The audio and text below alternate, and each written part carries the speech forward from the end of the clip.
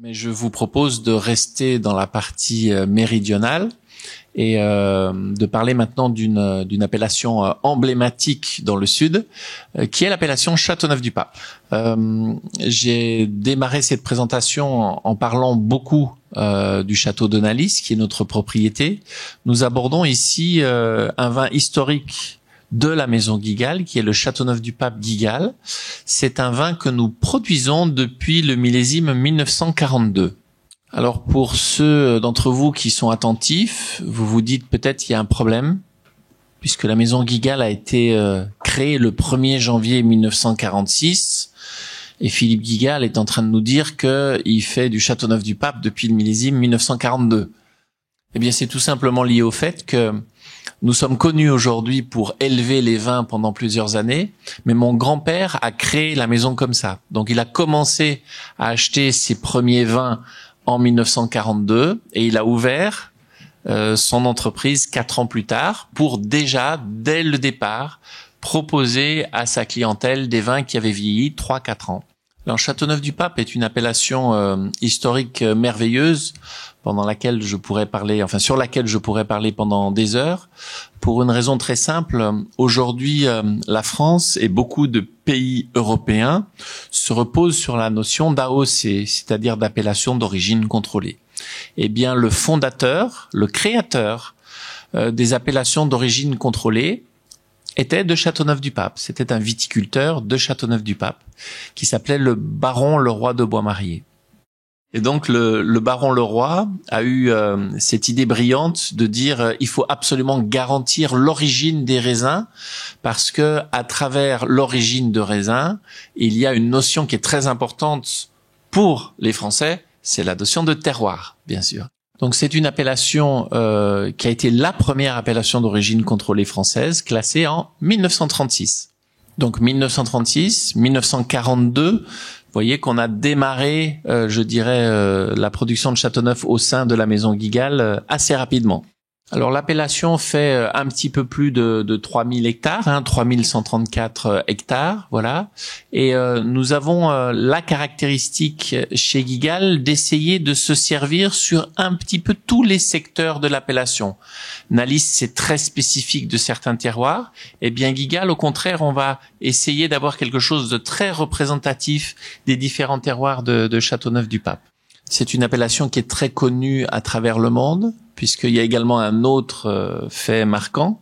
Vous voyez ici que 76% des vins de Châteauneuf-du-Pape sont bu en dehors de la France. Alors, traditionnellement, nous travaillons avec 45 domaines de Châteauneuf-du-Pape, et j'ai une information très importante à vous délivrer aujourd'hui. Nalisse ne fait pas partie de nos fournisseurs de Châteauneuf-du-Pape. C'est-à-dire que ce Châteauneuf-du-Pape Guigal est fait sans Nalisse. Donc voilà cette fameuse représentation qu'on a tous dans notre esprit, le village provençal de Châteauneuf-du-Pape et puis les ruines de Châteauneuf-du-Pape. Je vous ai dit tout à l'heure que Nalisse était en altitude au niveau des ruines. Là, on va aller chercher vraiment tous les secteurs de Châteauneuf-du-Pape, plus bas, intermédiaire, plus haut, etc. On retrouve ici donc les fameux galets. Ça, c'est plus spécifiquement un secteur qui est très connu à Châteauneuf-du-Pape, qui s'appelle l'Accro. Donc, nous achetons évidemment des origines de l'Accro pour le Châteauneuf-du-Pape Guigal. J'ai oublié de vous dire tout à l'heure que le château de Nalisse est un gros propriétaire de l'Accro, puisqu'il y a 37 hectares de cros au sein du château de Nalisse. Alors, on aime bien travailler donc sur les galets que vous voyez ici. Et le Châteauneuf-du-Pape Guigal bénéficie d'un assemblage très classique, c'est-à-dire environ 80-85% de grenache, une dizaine de pourcents de syrah, environ 2-3% de mourvèdre, et lorsqu'il reste un peu de place, les différents cépages. Mais donc c'est un Châteauneuf-du-Pape qui est majoritairement produit à partir du grenache. À la dégustation, on a ici un vin qui, je dirais, est vraiment profondément différent de ce qui est produit à Nalisse, tout simplement parce que nous sommes les grands spécialistes de l'élevage. Donc c'est un vin qui va passer entre 3 et 4 ans en foudre de chêne. Ce sont des foudres de 60 hectolitres. Donc on a ici un vin je dirais, qui montre des notes d'évolution.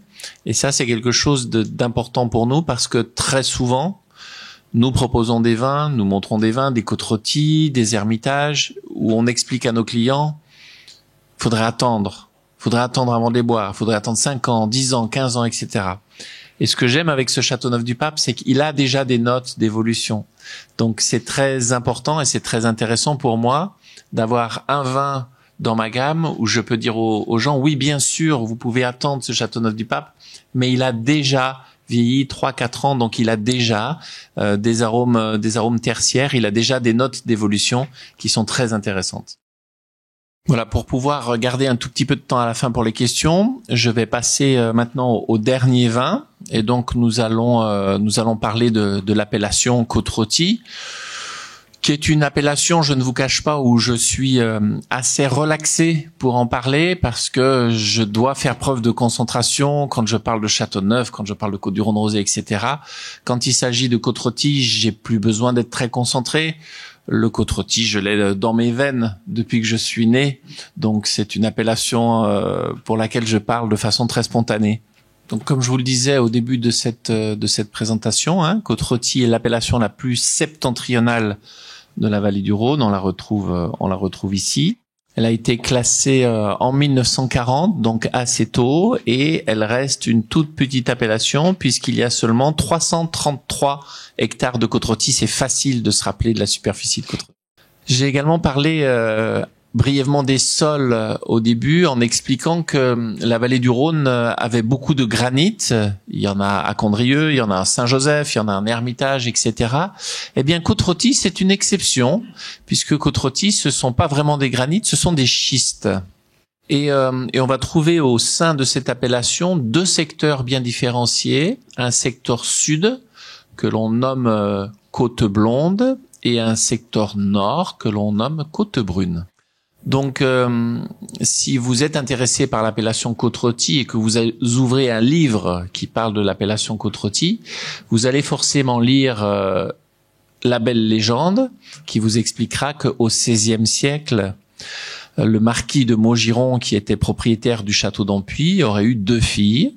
Une fille blonde, à qui, lors de son mariage, il aurait donné en dot la moitié de son vignoble, la Côte Blonde, et puis une fille brune, à qui, lors de son mariage, il aurait donné en dot l'autre moitié de son vignoble, la Côte Brune. Donc ça, c'est la légende de la Côte Blonde et de la Côte Brune à Côte Rôtie.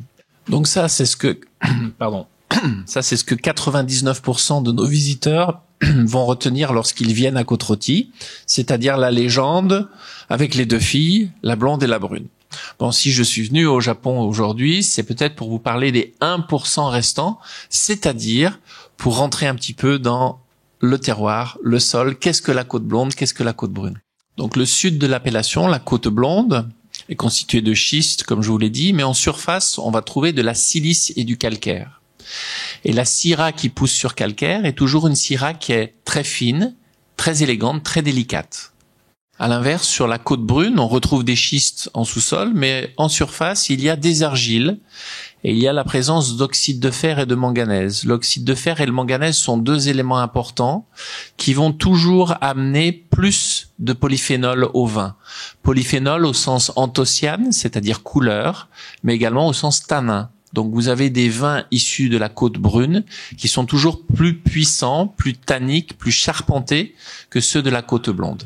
Donc ce vin s'appelle Côte Rôtie brune et blonde tout simplement parce qu'il est issu des 2 secteurs, le sud et le nord, donc la côte blonde et la côte brune. Et bien évidemment, à travers cette bouteille, on veut montrer un Côte Rôtie qui a à la fois l'élégance et la sophistication d'une blonde, mais qui en bouche montre des tanins, montre une matière, une structure qui est plus caractéristique de la brune. Donc Côte Rôtie est un des royaumes de la Syrah dans le nord de la vallée du Rhône, comme vous le voyez ici, mais on a quand même la caractéristique de pouvoir utiliser jusqu'à 20% de vionniers en complantation, donc plantés au milieu des vignes de Syrah. Et dans ce Côte Rôtie brune et blonde, il y a entre 4 et 5% de vionniers. Voilà une caractéristique également unique de ce vin, qui est notre spécialité d'éleveur. Donc c'est vrai que nous avons parmi les élevages les plus longs en France. Et ce Côte Rôtie brune et blonde a passé 36 mois en fût de chêne. pour moitié en chêne neuf, pour l'autre moitié en fût d'un vin. Donc nous utilisons les mêmes fûts que les bourguignons, donc ce ne sont pas des barriques, ce sont des pièces de 228 litres. Et nous sommes également le seul domaine de la vallée du Rhône à avoir sa propre tonnellerie. Donc tous les fûts que vous voyez ici sont faits par nous-mêmes. Nous avons une tonnellerie artisanale où nous produisons 5 fûts par jour, ce qui représente 850 à 900 fûts neufs par an, et ce qui va couvrir nos besoins.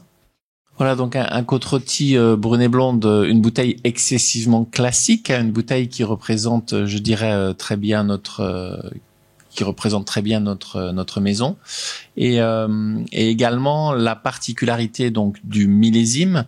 Donc vous dégustez aujourd'hui 2019. Nous avons 2 grands millésimes qui se suivent, 2019 et 2020, avec des caractéristiques très différentes. Un millésime 2020 qui, à mon sens, est excessivement séducteur. Les 2020 ont beaucoup d'ouverture, ont beaucoup de fruits, ont beaucoup de largeur. Et c'est vrai que 2020 est un millésime particulièrement apprécié des consommateurs. Et puis un millésime 2019 que les critiques ont mis au même niveau, mais qui, à mon sens, est un petit peu plus sérieux. Les tanins sont un petit peu plus massifs, c'est un petit peu plus puissant. Donc après, c'est une question de goût. Je suis personnellement un grand amateur des 2019. Je préfère les 2019, même si on a moins de plaisir avec 2019 qu'on peut en avoir en 2020. Mais ça, c'est le défaut des œnologues, le défaut des vinificateurs. C'est qu'on pense toujours à plus tard, à la suite. Voilà, donc je vous ai donné quelques précisions, je dirais, techniques pendant cette dégustation. J'aurais pu démarrer cette présentation en vous expliquant que je suis l'œnologue de la maison. Donc si vous venez me voir en puits, je suis pas avec un costume et une cravate comme aujourd'hui, je suis plutôt en jean et en t-shirt. Donc j'ai plaisir à réaliser les vins que vous dégustez. Donc bien évidemment, nous sommes une famille de vignerons, et je me tiens maintenant à votre disposition pour répondre à vos questions.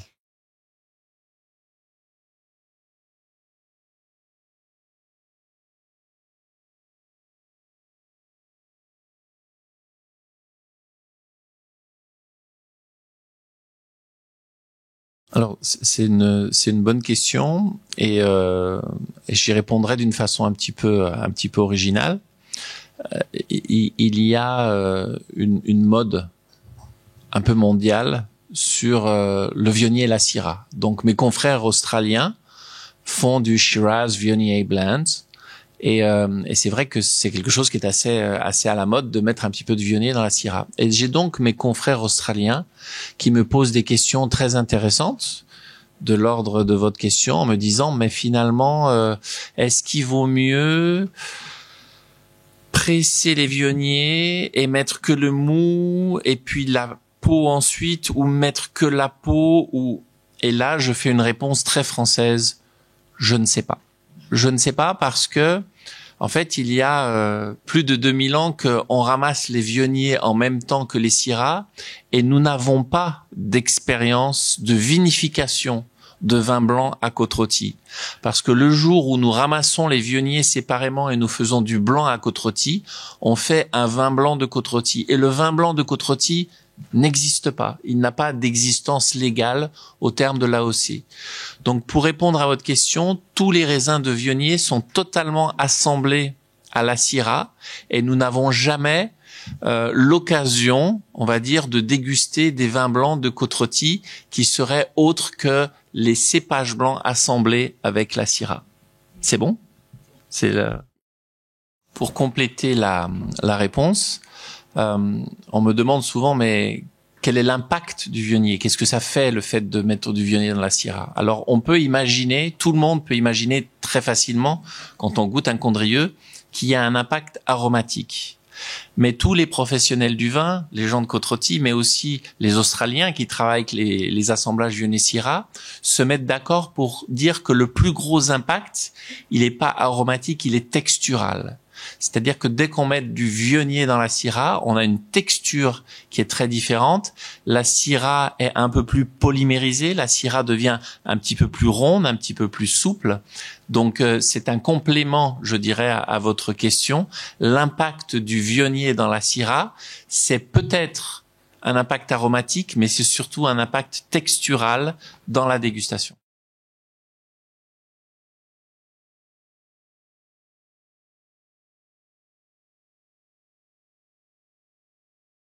Alors, je vais faire une réponse que je fais assez régulièrement parce que les gens me demandent quelles sont les qualités qu'il faut avoir pour être un bon vigneron à Côte-Rôtie.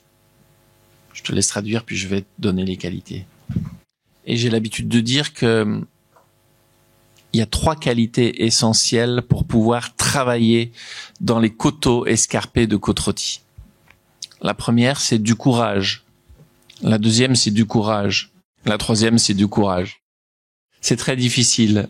Les pentes sont très escarpées. Tout le travail dans le nord de la vallée du Rhône est un travail manuel. Donc c'est ce qu'on appelle, c'est difficile à traduire, une viticulture héroïque. C'est héroïque de travailler dans ces coteaux. Il faut être fou. Et souvent, ce sont des gens qui naissent ou qui vivent à côté de ces coteaux, parce que quand j'ai des confrères australiens, quand j'ai des confrères californiens qui viennent à Côte-Rôtie, ils viennent voir un endroit où la Syrah pousse depuis 2400 ans. Donc c'est presque comme s'ils venaient à la Mecque de la Syrah. C'est quelque chose d'extraordinaire pour eux. Donc ils viennent, ils sont très très excités. Wow, amazing. On voit les coteaux de Côte-Rôtie et tout. Et puis on fait le tour des vignes, je leur montre comment on travaille, et puis ils disent c'est bon, vous gardez. Pour faire du bon vin, aujourd'hui je pense qu'il y a des bons vins partout. Hein. J'ai dégusté des vins japonais qui étaient bons. Donc la différence entre un bon vin, un très bon vin et un vin iconique, c'est une succession de petits détails. L'essentiel est dans le détail. Donc c'est à tous les niveaux, évidemment au niveau de la viticulture, mais au niveau de l'œnologie, la façon dont on doit travailler dans les caves, ces philosophies d'élevage prolongé, etc. Il faut avoir beaucoup de temps. Donc oui, pour moi, la différence entre un bon vin et un grand vin, c'est une accumulation de petits détails.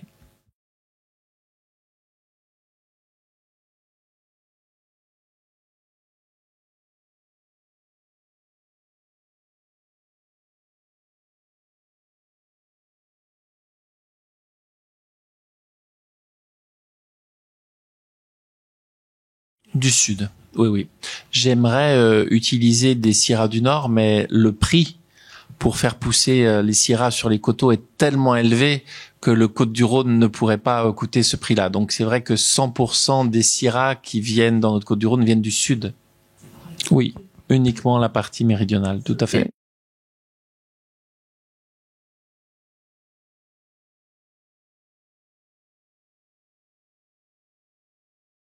Je vais avoir...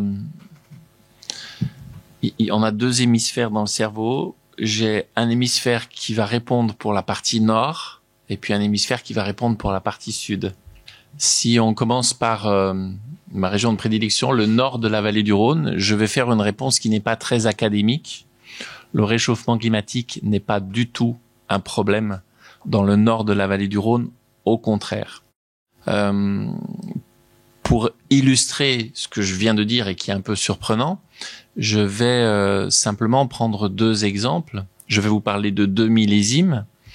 Le millésime 1985 et puis le dernier millésime 2023. Donc en 1985, j'avais 10 ans, donc je me rappelle à peu près la façon dont on a fait le millésime 1985.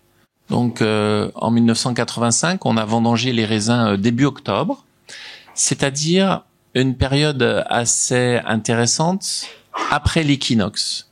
L'équinoxe, l'équinoxe partout dans le monde, c'est entre le 21 et le 23 septembre, mais dans nos régions, l'équinoxe est synonyme de pluie. Donc très souvent, pendant l'équinoxe, il pleut, et donc en 1985, nous avons vendangé des raisins après la pluie.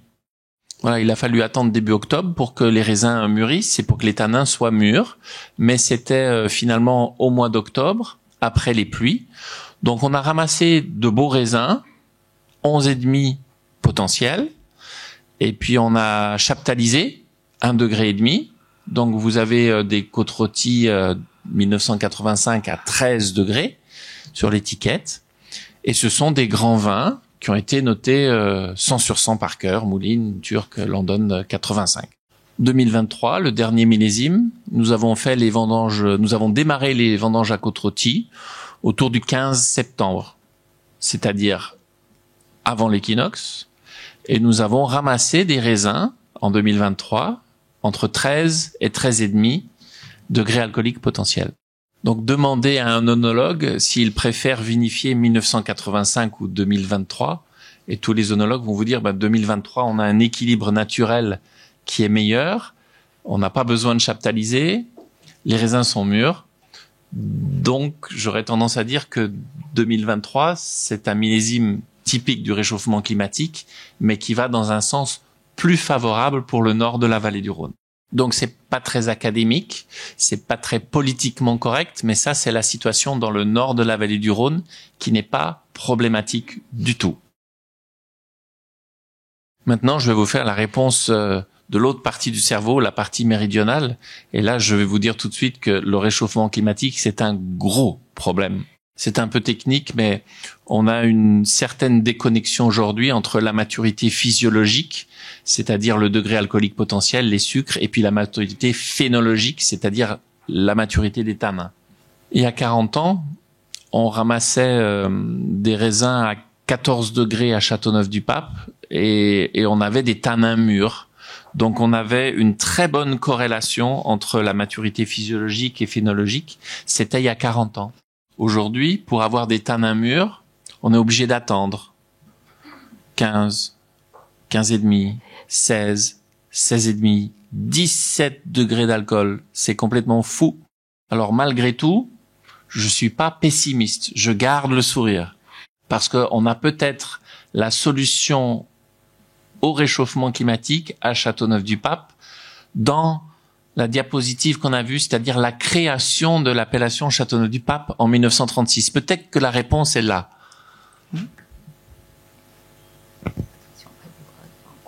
Tu veux que j'explique? Ok. Depuis 40 ans, on s'est focalisé sur le grenache. Et on a oublié beaucoup de cépages secondaires et tertiaires à Châteauneuf-du-Pape. Aujourd'hui, on parle majoritairement du grenache, un peu de syrah, du mourvèdre, mais aujourd'hui, qui connaît le muscardin, qui connaît le terret noir, qui connaît les cépages secondaires et tertiaires? Si on les a abandonnés il y a 40 ans, c'est parce que ces cépages ne mûrissaient pas assez et avaient trop d'acidité. Aujourd'hui, on veut baisser le degré et monter l'acidité. Donc peut-être qu'en utilisant ces cépages secondaires, tertiaires, oubliés aujourd'hui, on a la réponse au réchauffement climatique à Châteauneuf-du-Pape. Peut-être. Les règles de l'appellation Châteauneuf-du-Pape, c'est 1936, comme on l'a vu. C'est l'appellation la plus libre. Les règles de l'appellation disent, vous avez 13 cépages, 18 cépages, et vous pouvez faire ce que vous voulez. Alors, peut-être que aussi, quand on fait un Châteauneuf-du-Pape rouge qui manque un peu d'acidité, on peut aller chercher 1% de Picpoul, qui est un cépage blanc, très acide, pour rajouter un peu d'acidité au rouge. Donc peut-être que on peut commencer à utiliser un petit peu de blanc dans les rouges pour rééquilibrer les assemblages. Donc vous voyez, je suis pas pessimiste. C'est un problème parce que évidemment, il fait très chaud, on manque d'eau à Châteauneuf-du-Pape, mais on a quand même la possibilité de faire des vins équilibrés.